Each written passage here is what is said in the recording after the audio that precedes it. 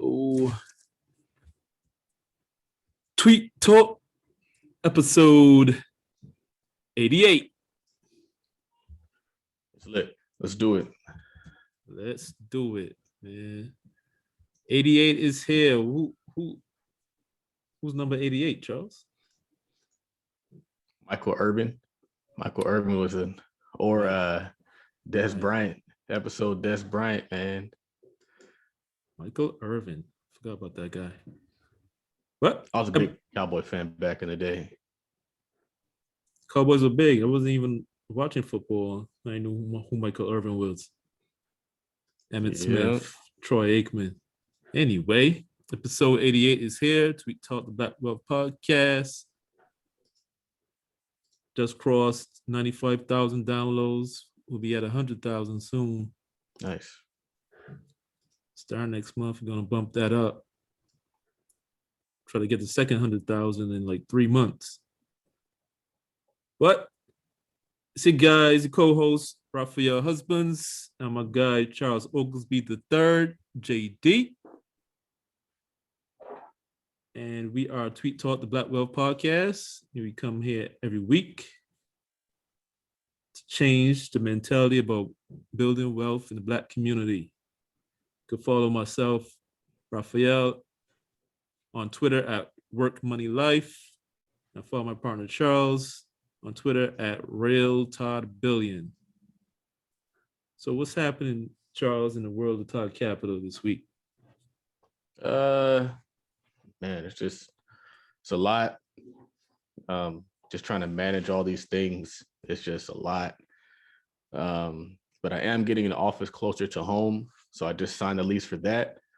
I'm going to keep the LA office and keep the office that's closer to home because I don't want to have to drive an hour to the office and an hour back.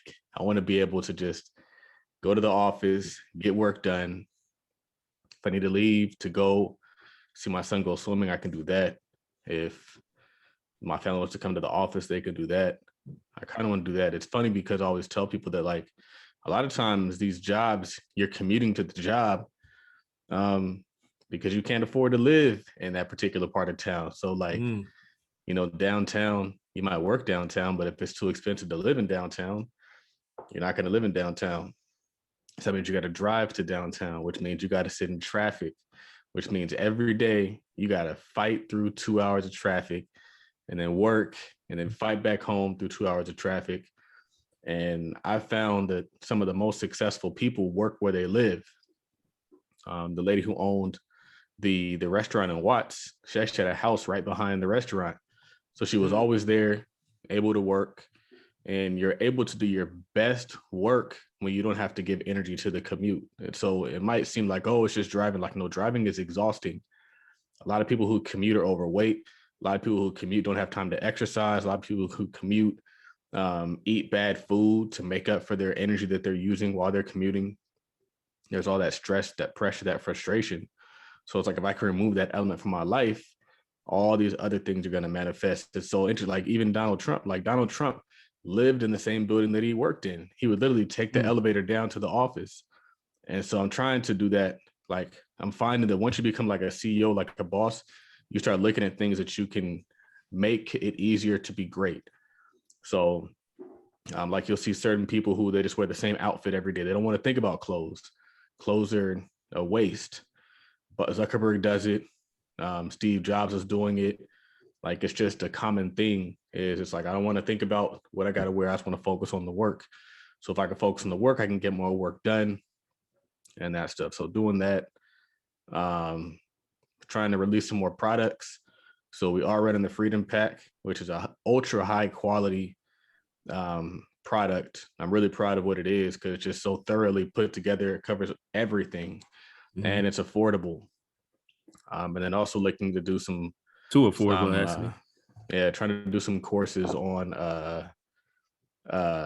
like just that financial mindset, that wealth building mindset, kind of like the Rich Dad Poor Dad concepts and all those different things, and distilling that into a course. Also looking to create a course on business systems. And it's creating more content, creating my own universe of content. So that's what we're doing. Cool. And you're saying, yeah, having the office close to home is definitely key for productivity too, because Mm-hmm. that hour you lose on the commute is an hour you can't be working. You know what I'm saying? Like, Yep. Some all people time that you in New can't spend with your York, family.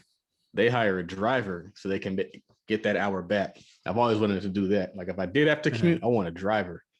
But for right now, um, you're right. You're right. I mean, even if you use that hour just to exercise, that's an hour better spent doing that as opposed to driving on the freeway.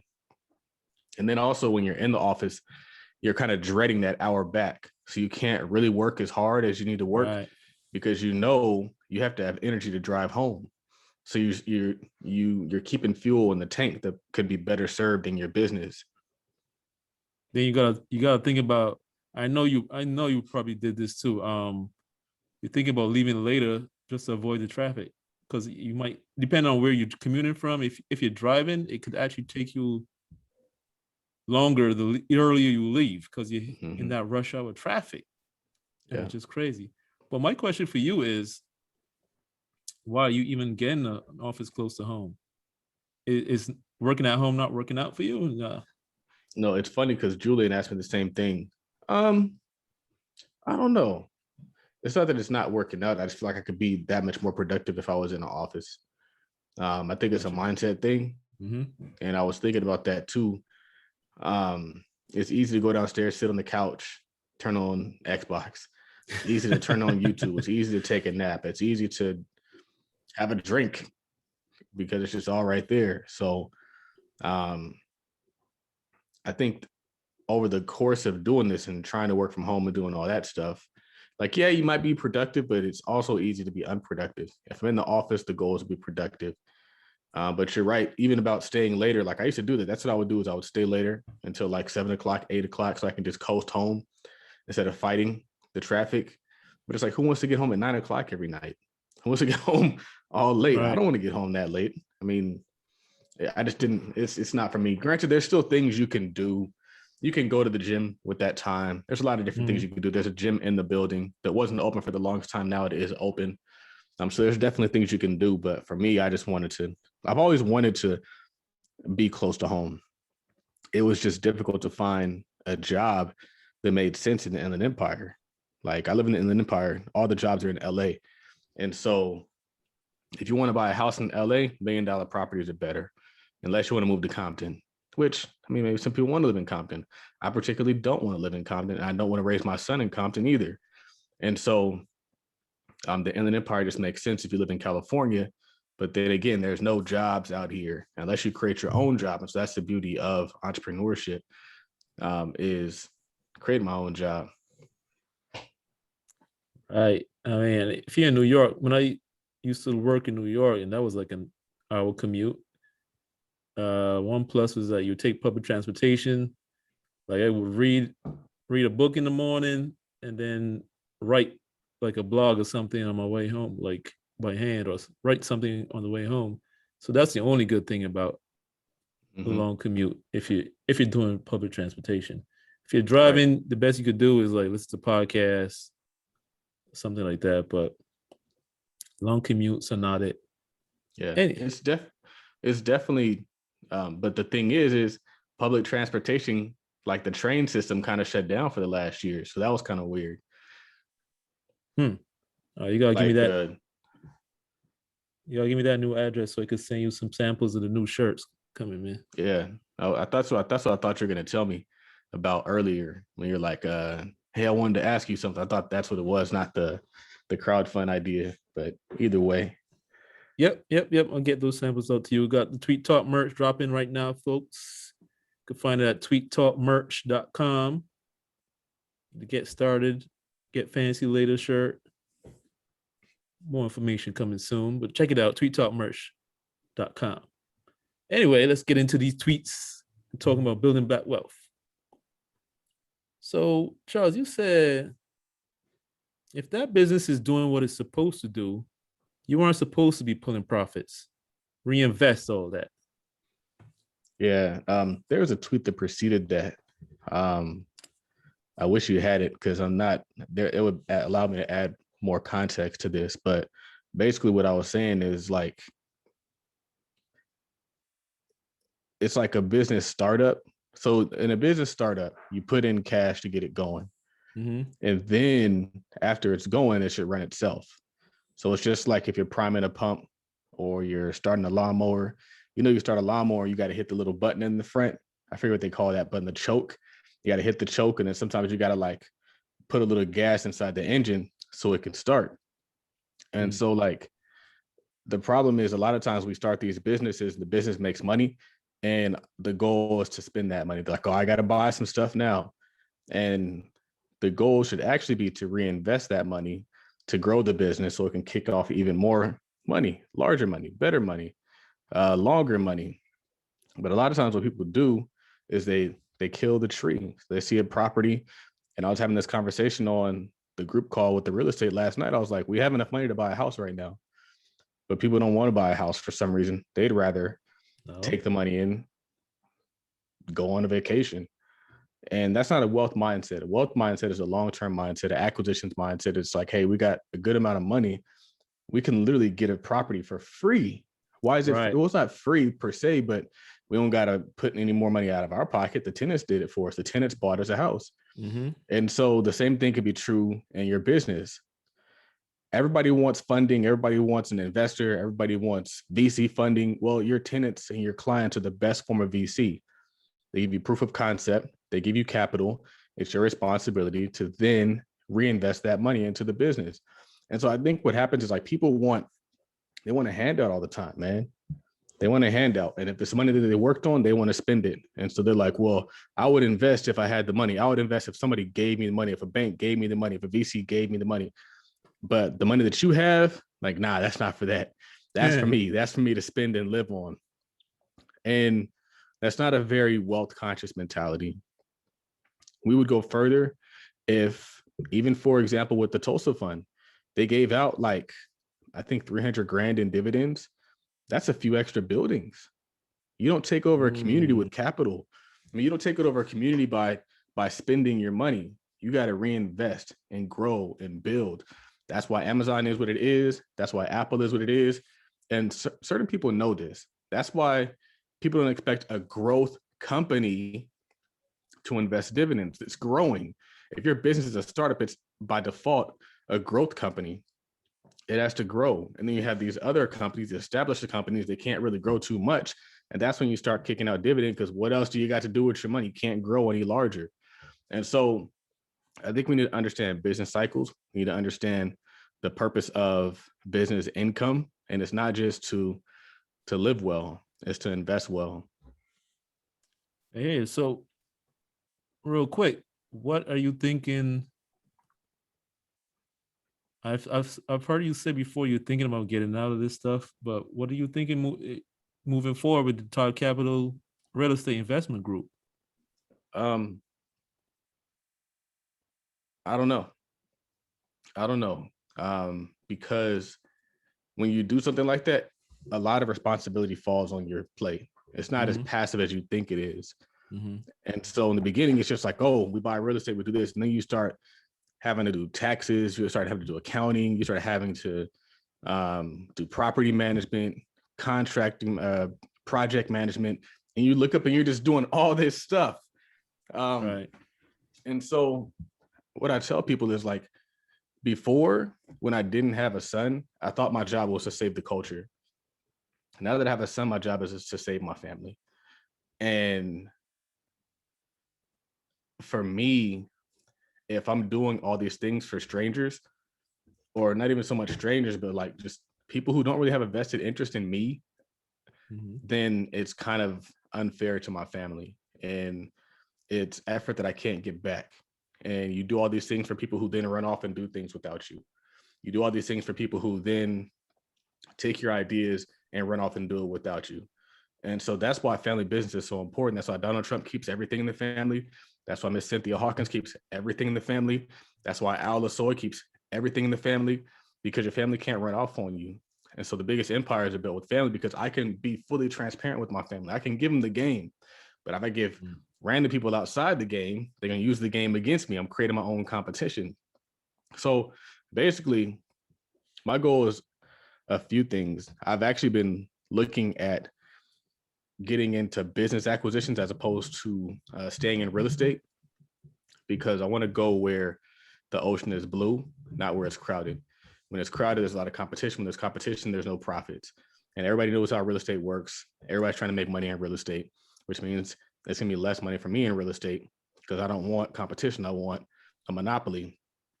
So I'm looking into studying the process of acquiring businesses, negotiating that process, getting financing, doing all that stuff, because nobody's over there and nobody really knows how to do all that stuff. So that's kind of where my focus is, doing less group work and doing more me work, and just focusing on building up me and my family. That's kind of my focus. So that's kind of why I'm shifting away from Todd Capital as partnerships and group stuff, and more into education and core sales and community, that kind of stuff.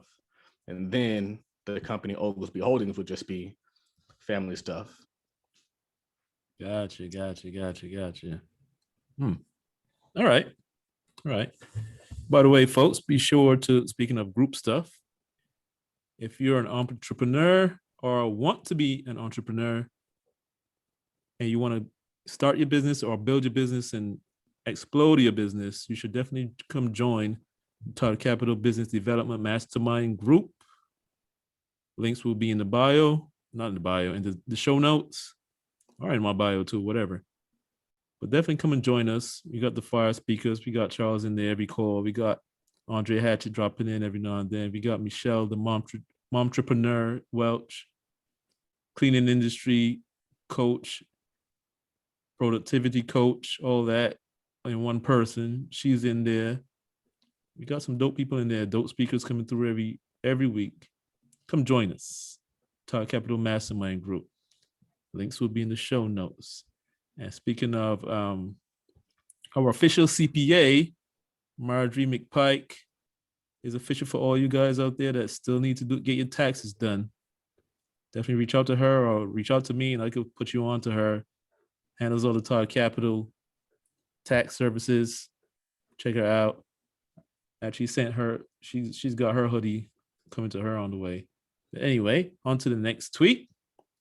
I'm not sure if this is the tweet you were referring to earlier, but you had a tweet where you said VCs go into a startup knowing it has a 90% chance of failure, and they won't see a dividend for 20 years or an exit for 10.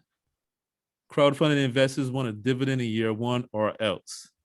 Job-minded people. So whenever I tweet something like this, it's not to like belittle anybody, it's to shape our mindset. And I think it's important because I would just say that the whole Tulsa backlash was really disheartening, but I was having a conversation with Julian Gordon, and he did a crowdfund too. And I was kind of talking to him about how it was going, and he wasn't, it seems like he had hit a hard patch too. So really? Like it seemed, it seemed like the glory and all the great things they were expecting, maybe it was a little bit more difficult than they were expecting. Because he was talking about how like they're using single families to kick out the income to the investors, and they never thought that would be the strategy because they're looking to redevelop the entire block. Excuse me. And so what's interesting is there's so much that we don't know about business. We just think it boils down to money.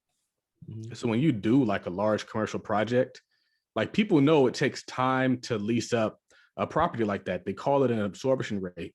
So if you build a brand new apartment complex, if you build a brand new Class A commercial space, people know it's not going to lease up automatically year one. It might take 5 years to lease up that whole property. People who deal in this stuff all the time, they know that. And that's something I had to learn when I was working with Al. But the problem is, the thing with like these income and wealth limitations when it comes to like these private investments that aren't like stock market investments is that like, it's not just the money, it's the mindset. And so if you have somebody who makes $250,000 a year or has a net worth of $1 million, not including their personal residence, and they're considered an accredited investor, they usually don't think like the average employee. They just understand business. They understand this is a 3 to 5 year stretch. This is something that is they're going to receive a salary. I know one of the biggest things is people are like, well, why does Jay Morrison get paid to run the fund, but we're not getting paid? What is he supposed to do? How is he supposed to eat and feed his family? And so like people know when they're funding a startup, you're also funding the salaries for the executives and the employees. Like that's just how it works. And so there's just so much that people don't understand when it comes to business. And even I don't understand. I'm not an expert at this. I'm still learning this. I'm still coming to the realization of this. And so why is that important? It's important because it should allow people to have the mindset of, all right, if I'm investing in this, I may not ever see this money again. And I need to factor that in. I can't be giving you my life savings on a startup. I can't be giving you my life savings on whatever. And so like, even when you brought that opportunity to me, I was like, I don't know. I don't know if I just have money to just give away and just hope to see it in 5 years. Right. And if I do see it, it might not be too much of a dividend. So it's like, it's cool to see that stuff happen, but to a certain extent, it's also not that cool in terms of how it kind of gets spun from what I'm seeing. I'm seeing like you participate in somebody's crowdfund, they get to dance all on top of it like Diddy, and then you get a little check in the back end. So that's not fun either. It's just a lot, but I think that the law was well intended, but I'm not sure if that's, I don't know. I'm not sure the outcome of it. So basically what I'm saying is like, if you're a crowdfunding investor, you got to expect that like, it's a startup. So it should be treated just like a VC. 9 out of 10 of them are going to fail. And if they do succeed, you still won't see any money for a long, long time. Right. So it, in a lot of ways, it can't even be your focus. Like you can't, like, you just got to kick them in there a little $1,000, $5,000 and keep pushing towards your goal. You still got to be building your business. Yep. But for me, I wouldn't want to do a crowdfund because I don't want 1,000 people asking me questions all the time. Like who wants, like, we don't even want one boss. Why do I want 1,000 bosses? I don't want 1,000 people like, hey, where's this? What's going on with that? Hey, what's this? In the beginning, it seems attractive, but then when you start, like, when you really get a little bit of money, you start realizing how little bit of money, like if you did want to go into real estate, or if you do want to do like a business acquisition, you realize a few things. They're going to finance the entire project. So I'm looking at doing some flips in Detroit, and they're going to want like 10% of the purchase price, and they're going to fund all of the rehab. So you mean if I buy a house that's $50,000, need $60,000 to go into it, I got to put $5,000 up? I got to put $5,000 to control a property that's going to be worth $200,000, and then I can sell it, pay the loan off, and I get to pocket whatever that is. Like, that's pretty solid. And so it doesn't make sense to even have partners anymore. It doesn't make sense. It doesn't make sense to have the stress. It doesn't make sense to have the questions. It doesn't make sense to have the uncertainty, the fear, the doubt, because that stuff creeps its way in there too. So just at a really unique space in life. Something to think about.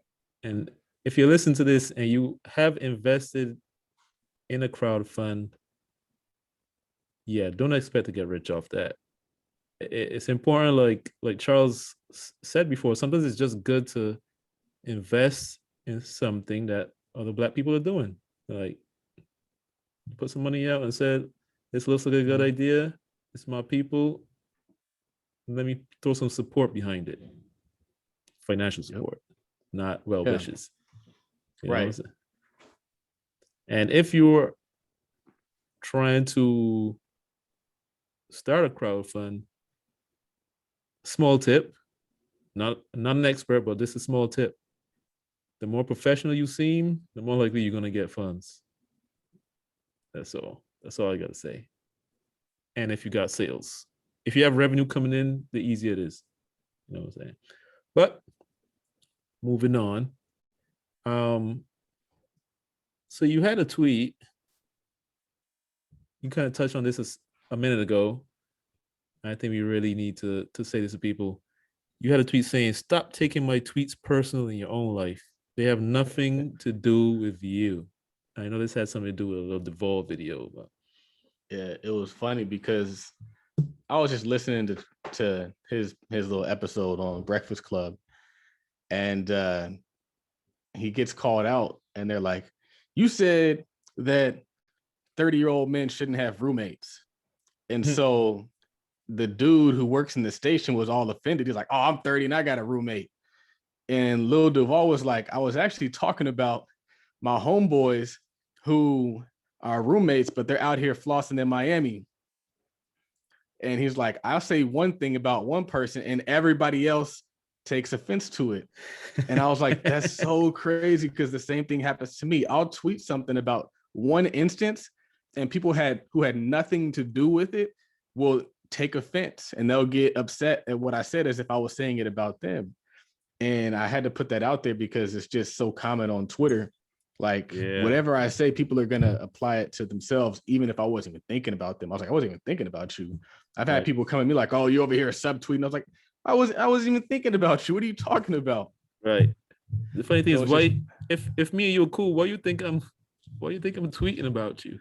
Yeah, so I thought that was kind of funny that Lil Duval has that. Lil Duval was talking about how he gets canceled once a month. I was like, that's funny. And the funny thing too, that you've been saying this for a long time. Like, when we tweet something, it's not about you, folks. I'm talking to myself. Very true. I think about that too. Like, every now and then I'll tweet like, "Man, if you broke, you better be checking your bank accounts every day." I always do that after I check my bank account. But see, a lot of Twitter really is like a personal kind of diary that just so happens to be public. Because sometimes I forget. There's people on Twitter that I forget exist who be watching. Because if they don't tweet, I don't see them. I don't think they're there, but they be there watching. Right. It's kind of funny. Some people don't tweet a lot, but they just go on there Lurk to read. a lot. But folks don't. And this goes along with the book that we've been reading in the mastermind group, the 4 agreements. And what is it? The 3rd agreement says, don't take anything personal. Take anything personal. Because a lot of times people aren't talking about you. And even if they are, don't waste your energy on it. You'll sleep better at night.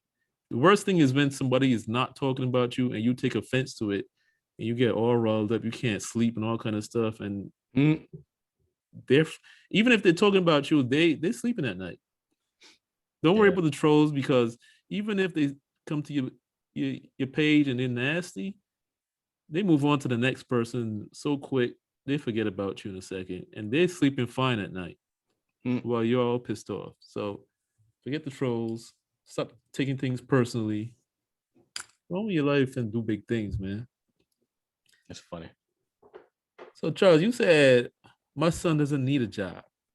He was born a boss. It's just funny because sometimes, like, I think of all the things that like you can teach somebody from like a young age. Like, you could be teaching them like all the things that I'm learning, all the mistakes that I'm kind of making. I can teach him like how to hire employees, how to pay employees, how to manage employees, like all these different things that I'm learning now, even through making mistakes. I can teach him how to analyze a real estate deal, how to invest in stock options, how to invest in real estate, all these different things that I can teach him.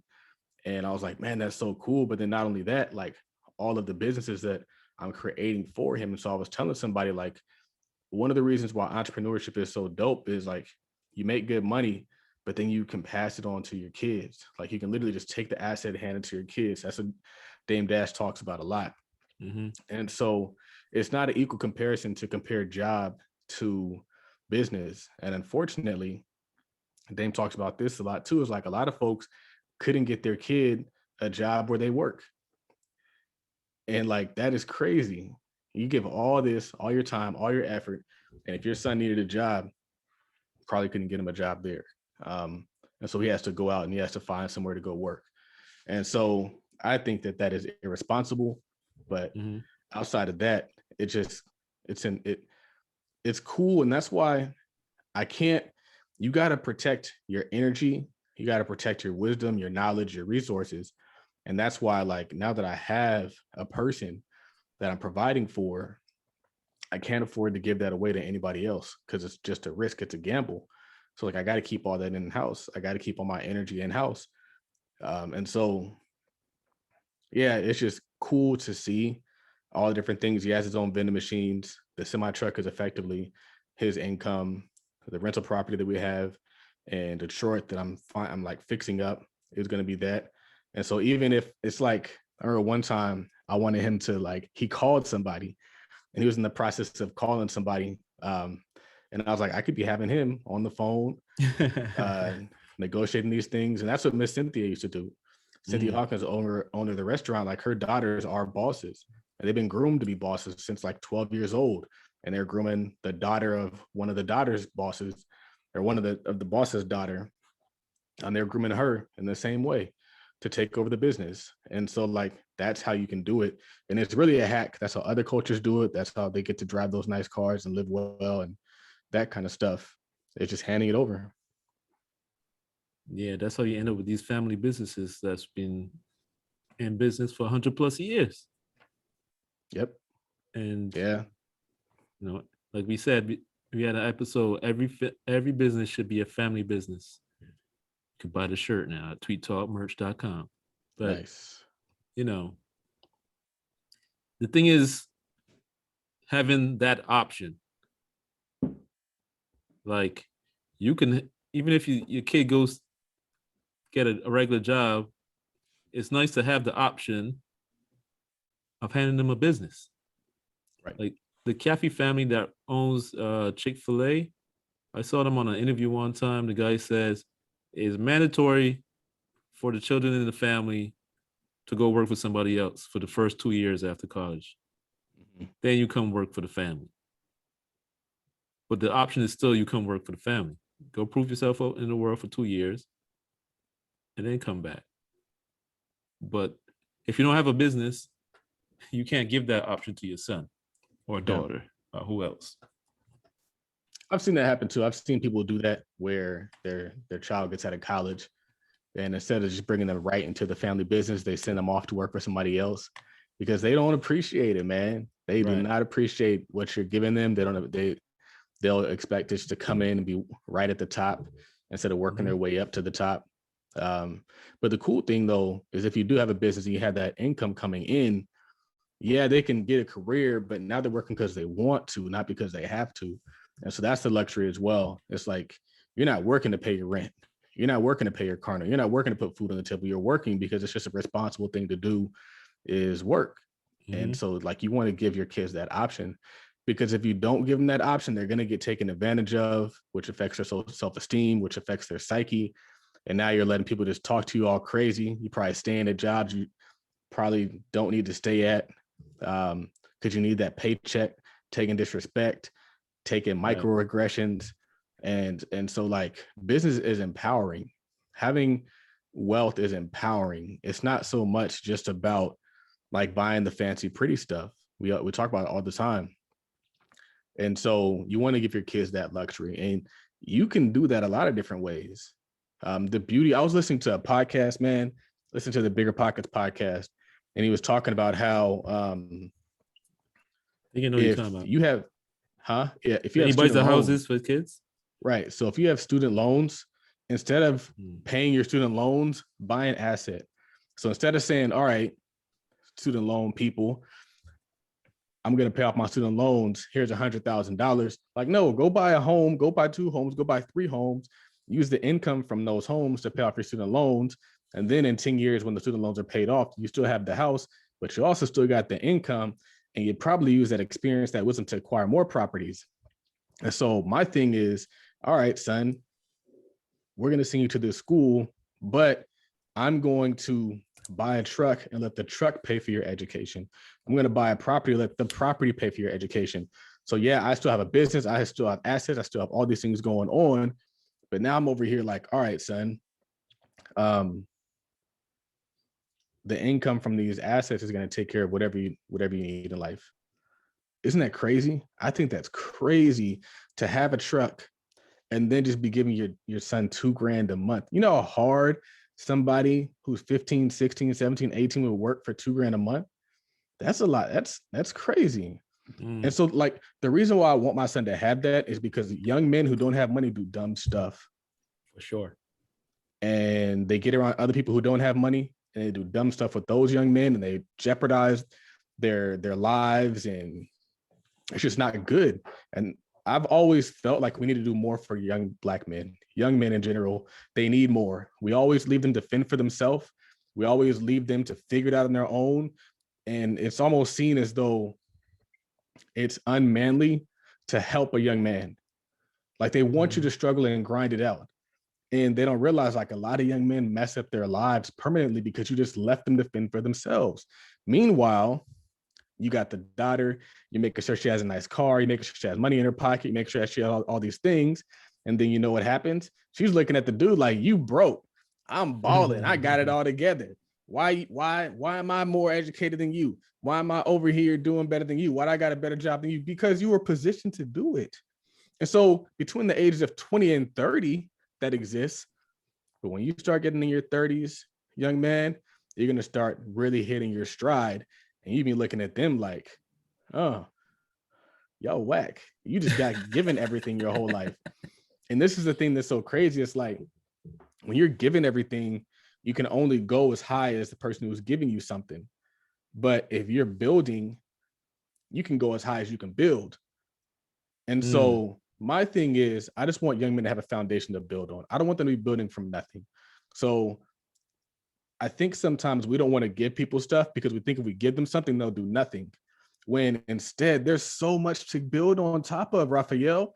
If you give a young man a Camaro, if you give a young man a condo, like I was listening to Floyd Mayweather, he's like, I give my son a paid off house and a paid off car, and they got to build from that.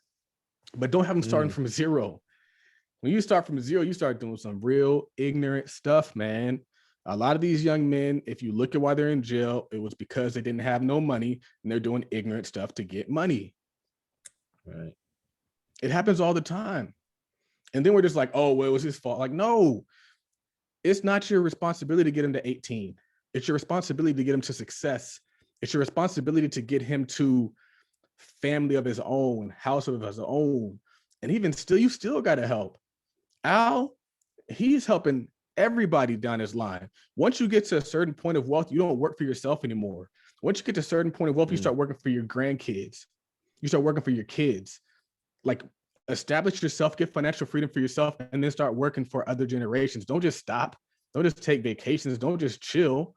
Al was in his 70s in that office every day, worth $200 million, putting projects together for his grandkids, his great grandkids. That's generational wealth. Generational wealth isn't just leaving you the leftovers. Generational wealth is using your wisdom to create things in place for other generations. And so that's just what my mindset is for my family. And I found that it's more noble to do these things for my family than some ungrateful people who don't want to work, who don't want to help with property management, who don't want to help with construction, and they just be out here asking me for favors. So yeah, man, I'm very passionate about that because I solve problems. I don't start businesses. And Blessed Black Man is a foundation / business, nonprofit organization business that is set up to solve a problem. If you walk through downtown LA, we talk about this all the time. The homeless population in downtown LA is predominantly African-American male, like 90%. Nobody else thinks that's a problem. I think that's a problem. And I'm not pointing at everybody else to solve it. I'm pointing at us to solve it. I'm pointing at me to solve it, because if it is to be, it's up to me. I'm on Instagram Live, no, Raphael. I'm pretty sure you know I'm getting some comments. People like, yeah, exactly, bro. Facts. That's a fact. You on Instagram Facts. Live, bro? Yeah, I am. But I didn't tell you because if we get 2 on Instagram Live, it'll mess it up. Right. So, this guy says, unblock me on Twitter because we cool now. That's funny. Oh, we might not be cool.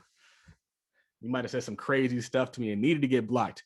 We're recording the episode of Tweet Talks for the Instagram folks. I remember when I was trying to figure that out. Couldn't get it to work. Oh man, so good. So good. What's the next tweet, Raphael? What's the next tweet? Next tweet All is content matters.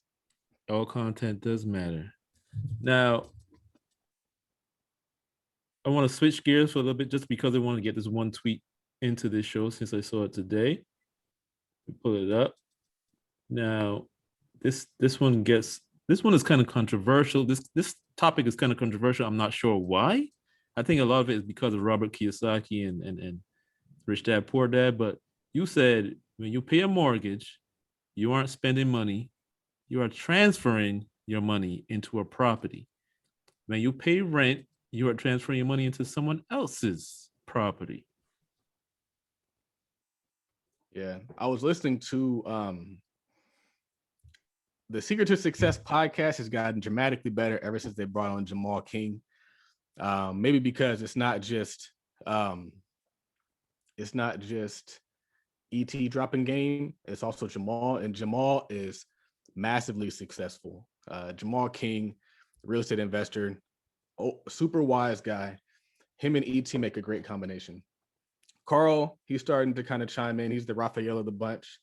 And then they got CJ, and CJ's good. But what I was going to say is that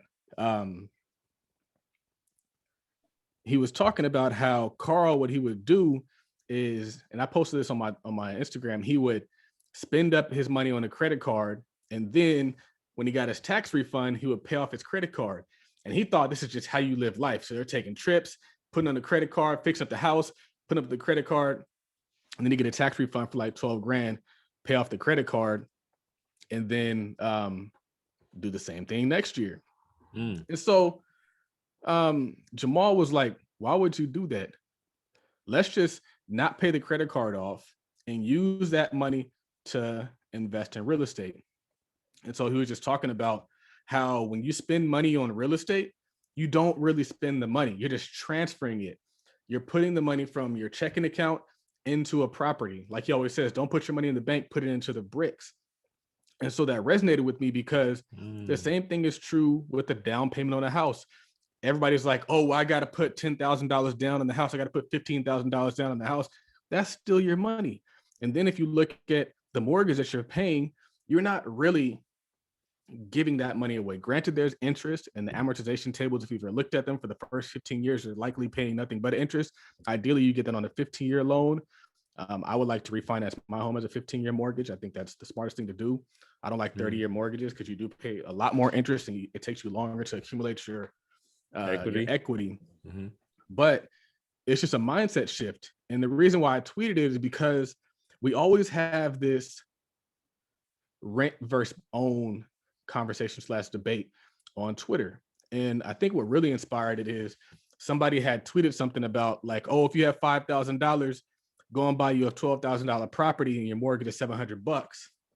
And so some dude, he hops on top of that tweet and he's like, oh, well, don't forget about the property insurance. Don't forget about the property taxes. Don't forget about the mortgage insurance.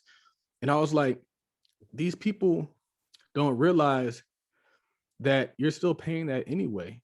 You just don't see it. And that's why JD, he put something on Twitter.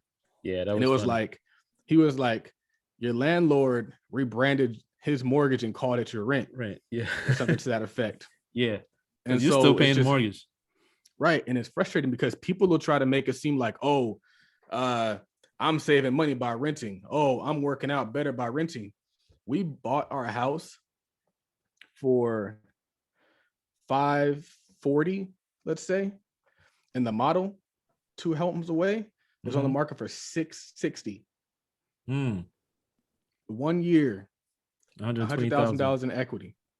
1 year. You know what I got when I lived inside my apartment for a year? A bill. They gave me a bill. I left. We even paid professional cleaners to clean up. They still sent us a bill. They're like, nah, fam, we had to paint. We had to clean. We had to do all this other stuff because they're going to clean on top of what you cleaned. They're going to paint on top of everything else. And also we had TVs mounted. They gave us a bill. And so the crazy part about that is like, people don't understand the full picture. They're only looking at this year. They're looking at, all right, my rent is $1,200. Your mortgage is $1,400. I'm winning because you got to pay $1,400. But what about 5 years from now, 10 years from now? Yeah. When my mortgage is still $1,400, but my income is 3 times as much. And but that your rent just goes up every year. Your expenses are increasing. You can never get ahead. Excuse me. You can never get ahead because your rent's always increasing. Yep. And so it's frustrating, but I'm finding everything don't got to make sense to everybody. And a lot of times on social media, we're talking to people who don't even live in the same zip code as you. So I'm over here talking home ownership. Like for me, I tell people like home ownership for me was different. I was drawn to home ownership because I saw my mom buy a house for 90 grand and sell it for 160. I saw my stepdad buy a house for 200 and sell it for 360. Like that was the real estate win for me. I was like, you really got a check for $160,000? You really got a check for $70,000? That's crazy. I'd never seen that kind of money in my life. I was like, that's what we're doing. The whole cash flowing rental property, buying at a discount, flipping it, putting the money into there, the maximum allowable offer. That stuff I learned as I kind of got into it, but still, that makes sense in the market that you're in. In California, it just makes sense to buy it and wait.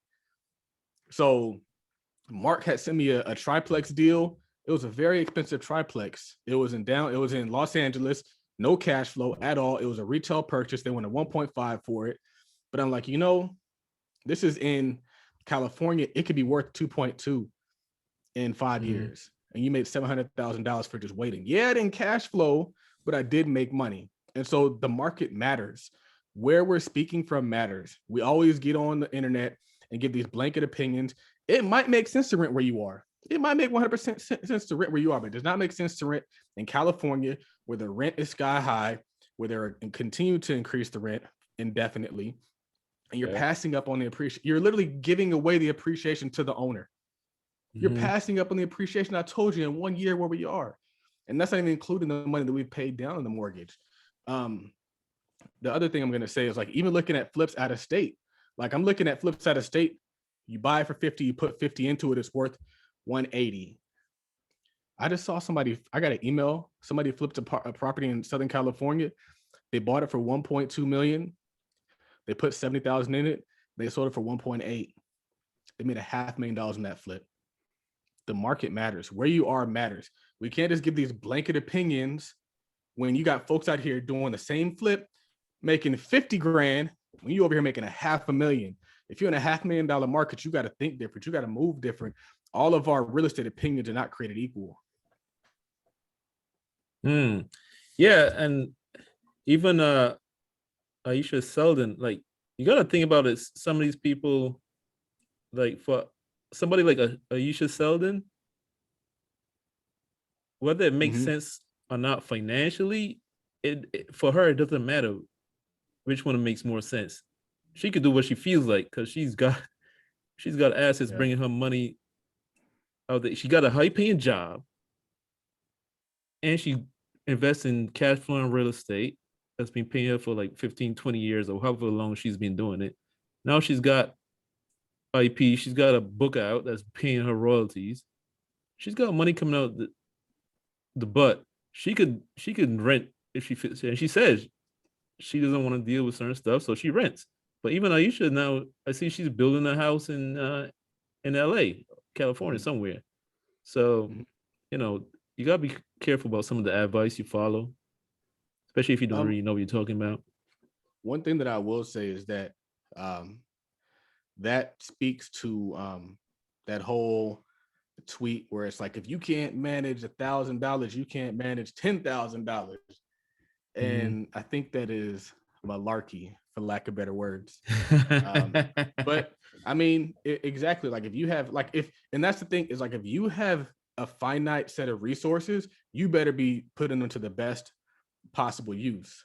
Right. So it's like, if you don't have the luxury that she has to choose to rent, you better be owning, because that's the best use to your money. But if you can forego the equity, if you can forego that for your flexibility, for your peace of mind, so that you can live in a high rise, whatever, it might make sense. I still think that it would still make sense to own that condo as opposed to renting it, because the world is yours.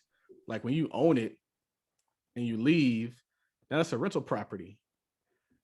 and it's a high value rental property as well. But granted, they just put management in place or whatever you decide to do. I still think ownership is the way, man. I don't care how much money you have. I still like, even with Grant Cardone, I still think ownership is more intelligent than renting. Right. And like you always said, there's certain things that Black folks can't afford. There's certain like financial advice that Black folks cannot afford to follow. Like we have less than 2% of wealth, even though we are 13% of the country. And real estate is something that we need to be owning, including in a personal residence, including that too. Not just for cash flowing, because you got to live somewhere, and we got kids that we got to pass down stuff to. Let them choose if they want to live there or not, Right. But, I tell you folks, if they want to hear the rest of this conversation, they need to follow Tweet Talk Podcast on Instagram.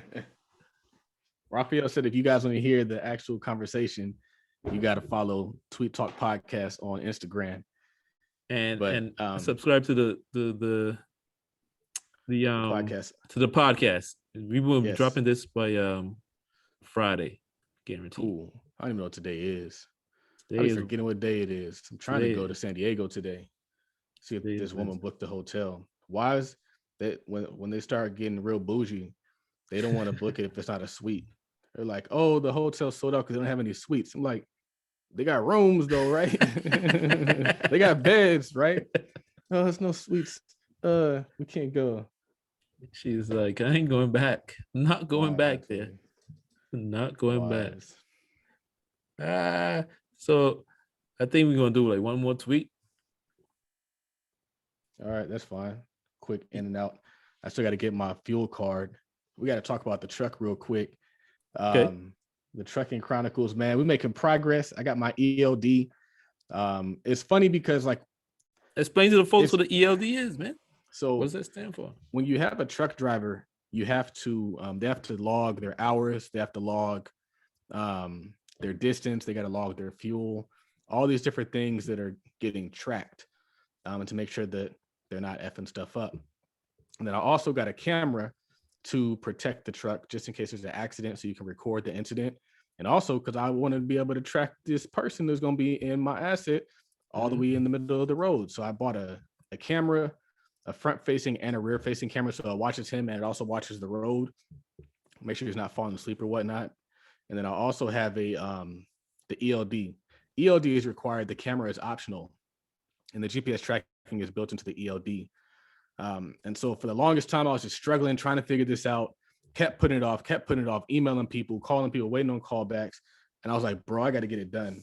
I actually contacted a company called Priceless Regime. They gave me this cool checklist. I've been going through the checklist, making sure I have all these items. This is all the stuff you have to have done if you're getting a truck. All these items. It's like 15 items. It's a lot. But I'm glad they did this. I was actually trying to get one of my people to create one of these, but now we have it as a template and we saved it. So anyway, I got my DOT, I got my MC, got that, got the stickers, got that, got my unit number, got that, got my plates, got my permits, got my IFTA, all these different things you have to do, which are difficult the first time. It's very difficult the first time. So it's been taking me a long time to get this thing going, but truck 2 is simple. Truck 2 is a phone call. Truck 2 is, hey, I got this account, send me another ELD. Hey, I need another plate. Hey, I need another set of stickers. This is unit number 2. Same stickers I already have.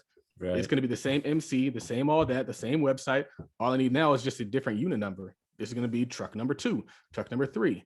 And so we're building this out, and it's kind of fun, and it's going to start out slow. It's not going to make a lot of money in the beginning, but once I get 10, 15 trucks and I can start hiring my fam, getting them off of the job, it's going to be love. So it's a grind. My last thing that I have to get is a fuel card. So I got to call these people and get this set up, and then we should be straight. I already kind of have a driver. I paid $2,000 to a driver recruiter, and I think they already have a driver, but I've also been getting drivers in. So I'm feeling really good, getting close to the finish line. It has not been easy, but that's the beginning of any business, as a grind. And to expect it not to be a grind is a mistake. Even if you buy the course, even if you have access to them through their DMs, even if you got to take a different route, it's still a grind. So Yeah, That's it, man. I saw I can't remember if somebody shared it with me or something. I saw this guy George Pitts on Instagram. He was talking about, slightly off topic, but he was talking about, people complain about these low cost courses like $20, $47, $97, and how it doesn't give you like everything. He's like, but if it gets you started and give you some of the steps and takes you part of the way, it's still worth it, man. You Right. skip some of the headaches. Right. So Yep, definitely come to Todd Capital for your affordable financial education. Get started. Get fancy later. I might need to sell this checklist, man. Everybody's like, where'd you get that checklist? What's this checklist? You got to contact Priceless Regime. They're on Instagram. You probably got to book them for a consult. I paid for a consult, like $50. So that's you got pretty to pay for them affordable. consults. I'll be throwing consult and course money around like it's nothing, getting that game in everybody's subscription thing. I need all the game. Yeah, people Invest in yourself. People like free game, like even if somebody gives you all the free game, you're not gonna get it all organized. Like somebody can get on Instagram Live and say, I'm gonna give you all the game. But then questions come from 10 different directions and they're all over the place. They're telling you all the stuff, but you're still not gonna get it all. And you're not gonna get personalized advice. Yeah, you don't learn it until you do it. Even if you get every course. True. You still got to get out there and do. Because once you start doing certain things, like you could read. I was thinking about this yesterday, actually. But I was thinking, like, even if you get a really good book and you read sometimes you don't understand certain things, or even you read it and you think you understand everything, but it doesn't fully make sense until you actually take action and get into the flow of things. So you learn by doing, and put it all together, and you're good to go, man. You're good to go. Put that on the gram, put that on Twitter. I forgot to take a picture of myself. Let me take one real quick. Do it for the social media because the people waiting for that next episode coming up, man. They're waiting for that episode. So you're gonna, and plus people, let them know if they want more game, even though you're talking about you trying to hold it to yourself. Let them know if they join the Todd Capital Mastermind group, they get game from the whole group, not just you, right? But from the whole group. And the speakers that come in, all that stuff, man. Can they hear me on Instagram Live? Nope. I did that on purpose because if I had it so that they could hear you, it would echo on my mic. Gotcha. And I don't want that. So people are still tuning in, listening. We got a good amount of people on here. Tell them again to follow at Tweet Talk Podcast on Instagram. Follow the Tweet Talk Podcast on Instagram is what Raphael said. And that's what I'm going to call this live when I do post it. I look crazy, man, but we still working. And that's the beauty of working for yourself because you can still do what get you that want. work in. Yeah. You can do what you want too. I don't got to look pretty. So let's talk about this last tweet that I want to touch on. By the way, you inspired me to take, I'm about to start going house shopping, man. Nice. Shout out to that, man.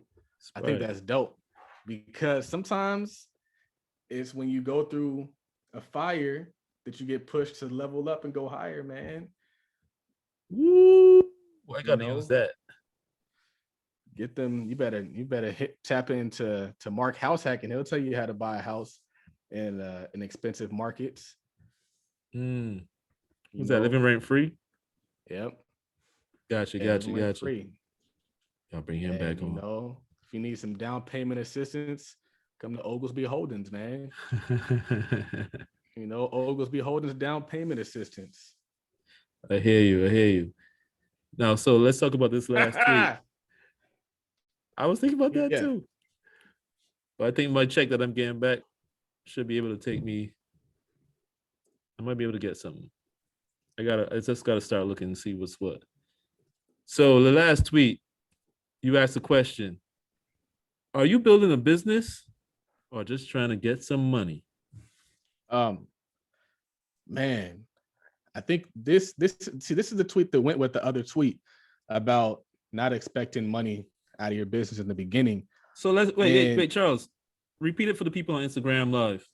Yeah, what I so just asked. The tweet was, are you building a business or just looking for money? And so I'm building a brand new business. That business is called Views at Todd Capital. And so got these products, imported these products, got them branded and put them on the market.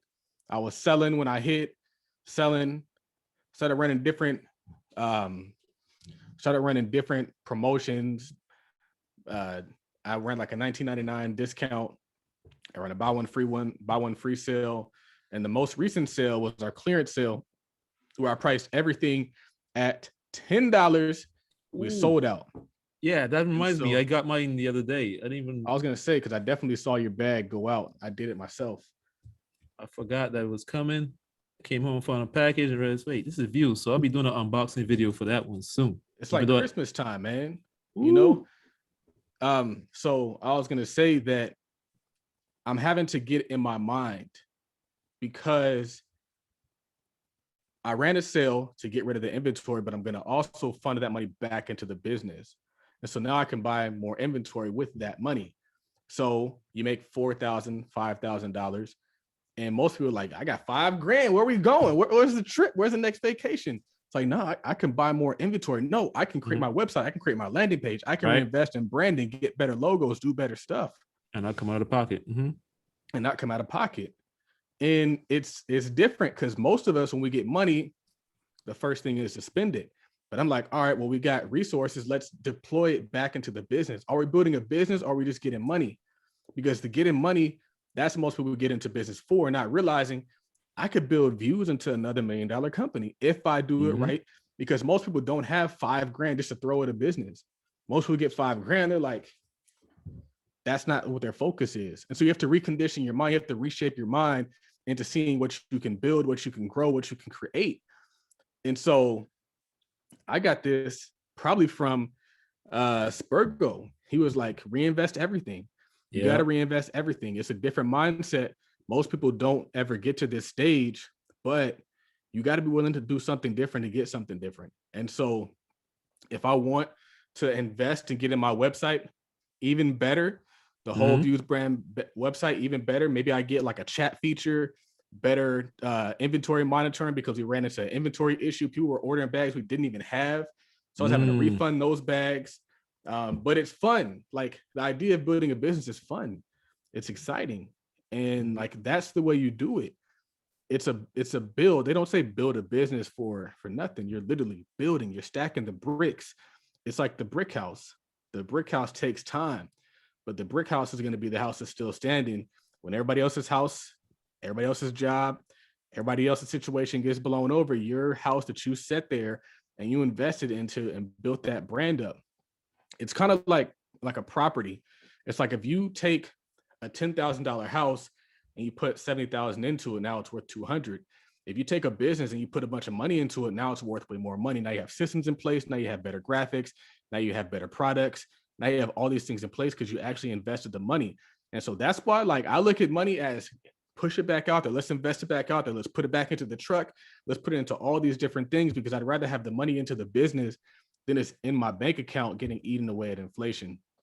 So that's all I'm saying is, like, I'm coming to realizations myself. One of the realizations that I found is we had some inventory and it was sitting there. And I was like, you know what?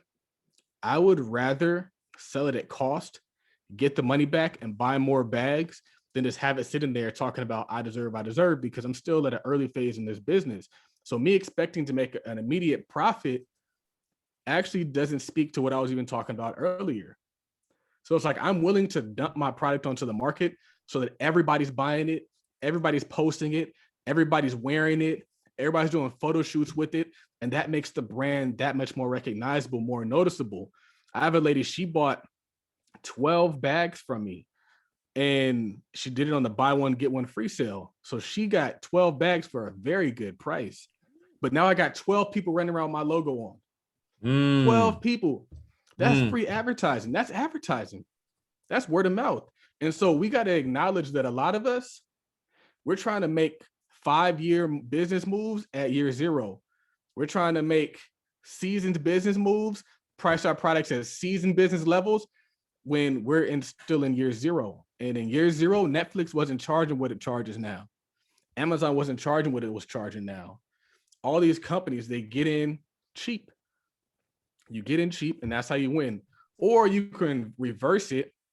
And a lot of times people reverse it and they'll go super expensive and they'll use that money to then go cheap. So we've seen that with the iPhone. They started out expensive, then went cheap. We've seen that with the Tesla Model S. He started out expensive and then he went cheap. So it's still a strategy, but cheap is ultimately the end result. You got to become affordable. I was talking about this on Twitter too. It's like, if your product is affordable, everyone can afford your product. That means you can be getting money from everybody. If your product is high ticket, that means you might get 10% of the market, maybe 20% of the market. You're leaving 80% of the market on the table. And there's way more people in that 80% than there is in that 20%. So I'd rather price myself affordable so I can then sell to everybody. I'd rather get $10 from 100,000 people than $1,000 from 100 people. Because the $10 from 100,000 people is $1 million. The 1,000 from 100 is 10,000, and that's what a lot of people are doing. Or it might be it's 100,000, and so that's what a lot of people are doing. A lot of people think they're chasing wealth by pricing their product super high, and they're going to end at 100,000. And if they just brought their price model down, they could be making $1 million. People don't understand that. Why is it that on the Forbes list, the Walmart family has 3 spots? Or 4. Not one spot. They got a lot of spots off of one least, affordable business. Yeah. Amazon is affordable. Mm-hmm. Huh. Through? That's fine. All right. That's fine. What do you mean how? Like what card? Use the I don't know where my wallet is. Use the Sapphire Preferred. Use the new Amex Platinum. It's not here yet. It's coming. Wives, man, I told you. She's like, I found a suite at this hotel until Friday, and then we can switch. Anyway, they don't be looking for regular rooms no more, man. Hey, wildin'. That's why I gotta work. That's why I gotta produce this content for my peeps. Yep. So anyway, that's all I'm saying is we gotta apply. I always talk about applying strategy to our business and doing things like that. So like we have to apply strategy and wisdom to what we're doing. I think Paris does this a lot. She does a lot of things strategically and tactically. She's not just doing it like just throwing it out there. And so that's how you get ahead. That's how you get ahead, is the study of business, not just the practice of business. Right. So Charles, type this in the chat, man, while I wrap this up. Are you even watching it? No. This guy. I didn't want to risk messing up the audio. Type this in the chat. Say, go follow at Tweet Talk Podcast. All right, man. And subscribe so you can hear this entire conversation on Friday. All right, it's up. Cool. So on that note, we're going to wrap this up. Tweet Talk the Black Wealth Podcast with your boy Raphael Husbands and Charles Oglesby, aka Todd Millionaire. Be sure to follow us on Twitter. Raphael, you can follow me at Work Money Life on Twitter. Follow Charles at Real Todd Billion on Twitter. Follow us on Instagram at Tweet Talk Podcast. Follow Charles on Instagram at Todd Billion and Todd Capital at Todd.capital. For episode 88 of Tweet Talk the Black Wealth Podcast, this is Raphael signing out. Peace.